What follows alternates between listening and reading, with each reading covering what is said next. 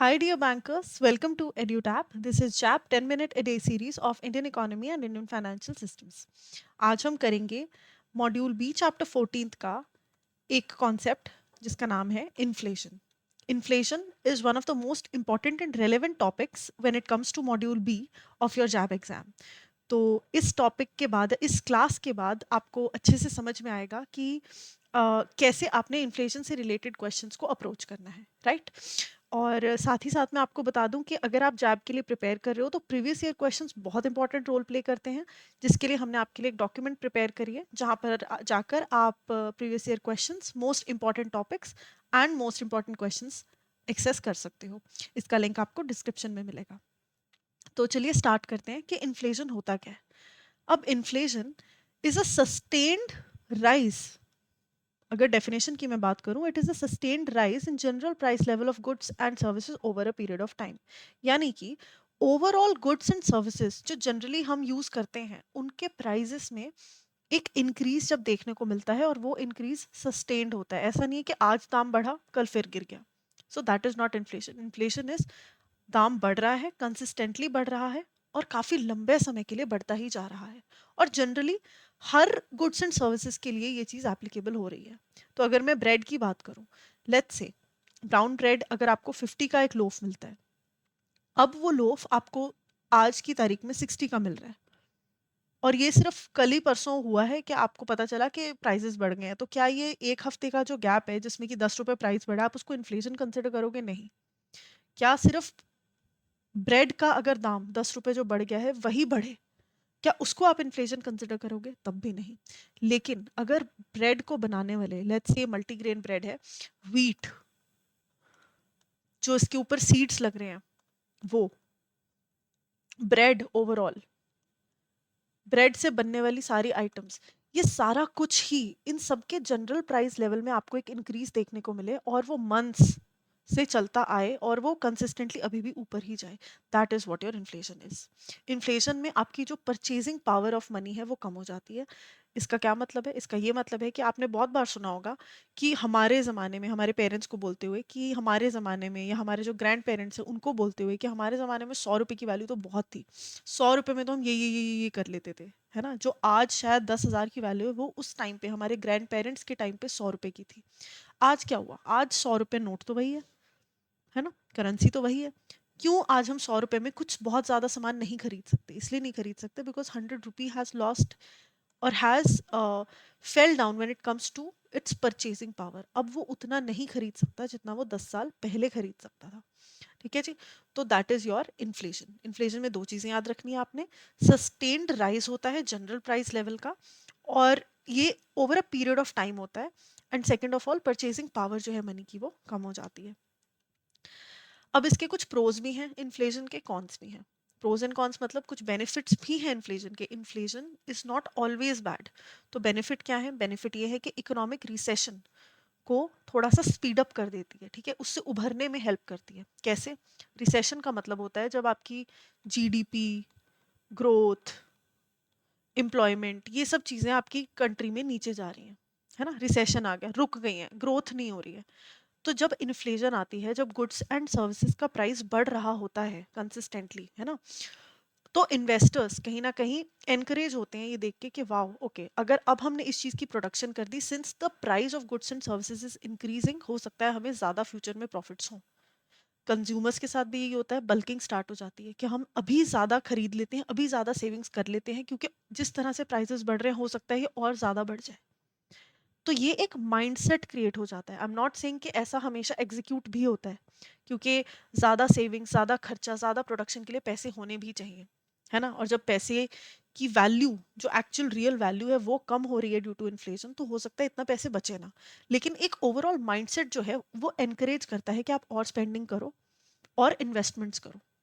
ठीक है जी. तो ये आपने याद रखना है. ये थोड़ा सा कॉन्ट्रडिक्टिंग पॉइंट है क्योंकि कॉन्स में हम इसी का ऑपोजिट पढ़ेंगे. लेकिन अगर आप एक पर्सपेक्टिव पॉइंट ऑफ व्यू से इसको देखोगे तो आपको समझ में आएगा कि इन्फ्लेशन जो है वो कहीं ना कहीं पुश देती है to spend and invest more. अब उस पुश को हम एग्जीक्यूट कर पाते हैं या नहीं, that is something else. Then comes debt relief. Obviously अगर आपने किसी से 1 लाख रुपए लिए हैं, उधार 2001 में, ठीक है, तो आज उस चीज को 25 साल हो गए हैं। तो इन 25 सालों में 1 लाख रुपए की वैल्यू जो है वो कम हुई होगी, डेफिनेटली कम हुई होगी। उस टाइम पे 1 लाख रुपए बहुत थे, आज की डेट में वो 1 लाख इतने नहीं है। अब जब आप उसको डेट रीपे करोगे ड्यू टू इन्फ्लेशन, तो हो सकता है real value of 1 lakh may be around 60,000 और सो, ठीक है। तो आप उसको 60,000 का रियल वैल्यू जो है इन रिटर्न दे रहे हो, जो कि आपको 1 लाख रुपए उस टाइम पर मिले। इसी चीज से डील करने के लिए इंटरेस्ट रेट्स हमेशा साथ में लगते हैं, ठीक है। तो ये हो गए प्रोस। कॉन्स में क्या आता है, अपनी रियल वैल्यू मनी जो है वो लूज करता है, बिल्कुल। Discourage savings and investment discourage होती हैं। अब देखो यहाँ पे था इनकरेज, अब यहाँ पे है डिस्करेज। क्यों? क्योंकि मैंने आपको बोला था परसेप्शन जो है वो पॉजिटिव की तरफ है। अगर कोई अफोर्ड कर पाए तो हो भी जाएगी, लेकिन due to inflation not everybody, क्योंकि जब खर्चा कंज्यूमर्स का बहुत ज़्यादा होने लगेगा, नॉर्मल कम से कम आप गुड्स खरीद रहे हो, लेकिन महंगाई इतनी है कि आपके पास सेविंग्स करने के लिए पैसे ही नहीं बच रहे। तो जब कैपेबिलिटी ही नहीं होगी, तो सेविंग्स एंड इन्वेस्टमेंट कहाँ से होंगी, राइट? तो कैपेबिलिटी कहीं ना कहीं फॉल करती है due to inflation. Shortage of goods हो जाता है। क्यों हो जाता है shortage of goods? Because producers देखते हैं कि ऑल दो प्राइजेस ऊपर जा रहे हैं but people can not afford it, तो वो प्रोड्यूस करना कम कर देते हैं। तो इस वजह से shortage of goods in the economy देखने को मिलता है। दो तरह की इन्फ्लेशन होती है, नाम याद रखेंगे, demand pull and cost push. Demand pull होती है, इसको एक एग्जांपल से समझते हैं। जब आपके पास लेट्स से या आपको आपके एरिया में मैंगोस अल्फांजो बहुत ज़्यादा डिमांड करे जाते हैं, 100 लोग डिमांड कर रहे हैं अल्फांजो, ठीक है, एक ट्रक आ रहा था, लेकिन सम मिसहैप हैपेंड एंड अब सिर्फ 20 अल्फांजो ही आपके एरिया में पहुंच पाए हैं। लेने वाले कितने थे? 100। डिमांड कितनी थी? 100 मैंगोज की, लेकिन सप्लाई कितनी हुई? सिर्फ 20 मैंगोज की। और ये जो 100 लोग हैं, इन्हें ये आम इतने ज़्यादा पसंद है कि दे आर विलिंग टू पे एक्स्ट्रा, ठीक है। तो क्या होगा, ये जो 20 आम है, इनकी अगर पहले प्राइस लेट्स से 50 रुपए पर किलो था या 150 रुपए पर किलो था, अब 300 रुपए भी पे करेंगे लोग। तो प्राइसेस बढ़ गए प्रोडक्ट के। क्यों बढ़े? क्योंकि डिमांड ज़्यादा थी। So that is what demand pull inflation है। जब इन्फ्लेशन होती है, जब चीज़ों के दाम बढ़ते हैं, क्योंकि डिमांड बहुत ज़्यादा है, सप्लाई उतनी नहीं है। कॉस्ट पुश क्या होता है? कॉस्ट पुश वो होता है जब मान लो आप 500 रुपए का, आप कोई प्रोड्यूसर हो और आप 500 रुपए का कोई सामान बेच रहे हो, 200 रुपए रॉ मटेरियल की कॉस्ट आती है, 100 रुपए लेबर के चार्जेस आते हैं, 200 रुपए आप अपनी पॉकेट में रखते हो। स्ट्राइक्स कर दी लेबर ने कि इतने कम में काम नहीं चलेगा, हमारी तनख्वाह भी बढ़ाकर 200 रुपए करो। अब क्या हो जाएगा? 200 के रॉ मटेरियल, 200 के लेबर के चार्जेस। अब आपके पास प्रॉफिट सिर्फ 100 रुपए बचा। कोई प्रोड्यूसर क्या अपना प्रॉफिट कम कर कर अपनी पॉकेट से काट कर कोई सामान प्रोड्यूस करेगा? Absolutely not. तो इस केस में क्या होगा? इस केस में आप अपना प्रॉफिट भी ऐड करोगे, और अब कहीं ना कहीं इसका प्राइस जो है वो 600 हो जाएगा प्रोडक्ट का। तो नाउ इन्फ्लेशन अगेन हैपेंड, 500 से 600 हो गया उस चीज का दाम। बट उसका रीजन क्या है? उसका रीजन है कॉस्ट ऑफ इनपुट्स का इंक्रीज होना। तो जब इनपुट्स की वजह से, प्रोडक्शन के इनपुट्स की वजह से ओवरऑल प्राइस में इंक्रीज आता है, that is your cost push inflation. इनके नाम हम याद रखेंगे। तो आई होप आपको ये चीज़ बहुत अच्छे से समझ में आई है।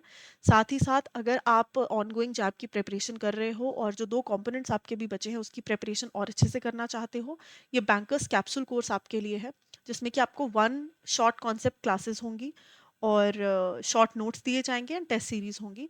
जो बचे हुए आपके कंपोनेंट्स हैं वो आप प्रिपेयर कर सकते हो इस कोर्स की मदद से, और डिस्क्रिप्शन में इसका लिंक आप एक्सेस कर सकते हो। And if you are preparing for upcoming or your next jab session or your exam, उसके लिए हम लेके आए हैं आपके लिए सुपर क्रैश कोर्स, जिसमें कि आप सारे कंपोनेंट्स हम बहुत ही कम टाइम में अराउंड 12 डेज वील कवर। इसमें लाइव क्लासेस रहेंगी, शॉर्ट नोट्स रहेंगे और टेस्ट सीरीज रहेंगी। इसका भी लिंक आप डिस्क्रिप्शन से एक्सेस कर सकते हो। सो that is all for today's class. Thank you, have a nice day and all the very best.